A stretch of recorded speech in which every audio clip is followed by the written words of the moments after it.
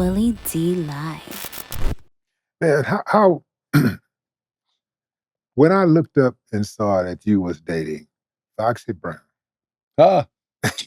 hey, bro, that happened at a time when there was a lot of strife Excuse me. between the West Coast and the East Coast.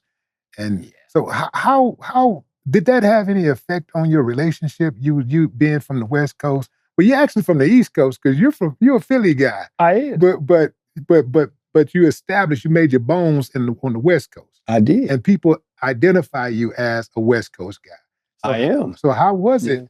So how was it you being, on the West Coast, representing the West, and dating a woman, a prominent woman on the East Coast during that chaos?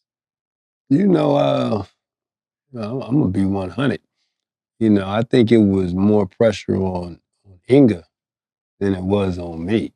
You know what I'm saying? Because remember we was young, so that was during the time where I really didn't give a fuck. So I was like, man, please, you know what I'm saying? And Us against the world type, Bonnie and Clyde type thing. We gonna ride this out. You know what I'm saying? Yeah. Where for Inga, she had to live there in the East Coast and had to deal with people who didn't really like that. They like, I don't know about being with Kurupt. Come on now. And she was like, she stood on her 10 toes though. She was like, I don't give a fuck.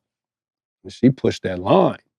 And I was like, damn, which made me just, made me love her even more. Like, damn, because she got this spirit about her, this spunk. And she was like, I don't give a fuck what y'all talking about. That's my man. That's what she used to say. That's my man. And I'd be like, neighborhood. Keep pushing, nigga. So, it was fun. It was fun. It was a struggle.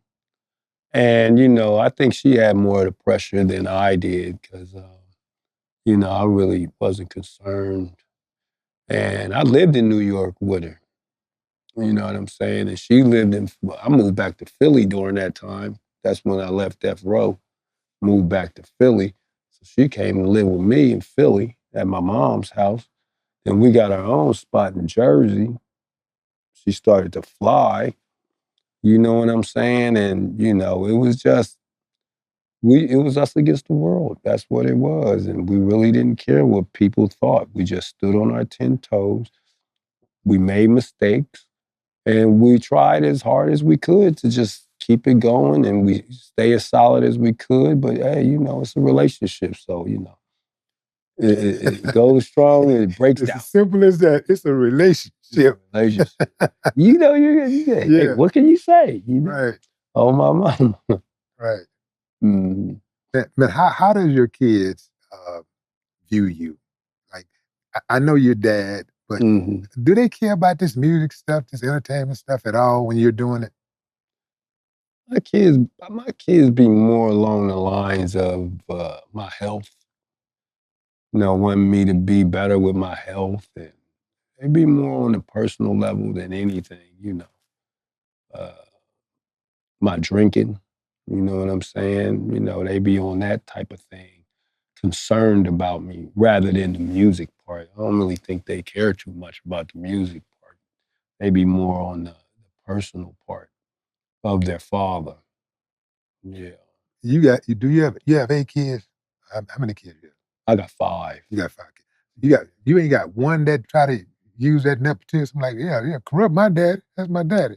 You ain't got one that try to None of my children did that. lean into that. That's pretty weird, right? Yeah. But no, my kids is along the lines of that. I'm gonna make it. I don't need that to make it. I don't want to make it that way.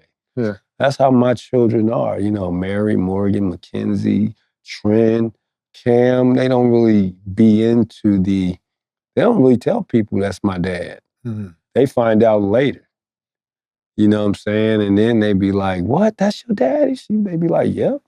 That's my dad. I didn't know that. Yeah, that's my dad. And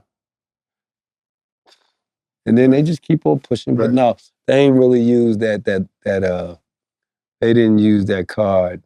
Right.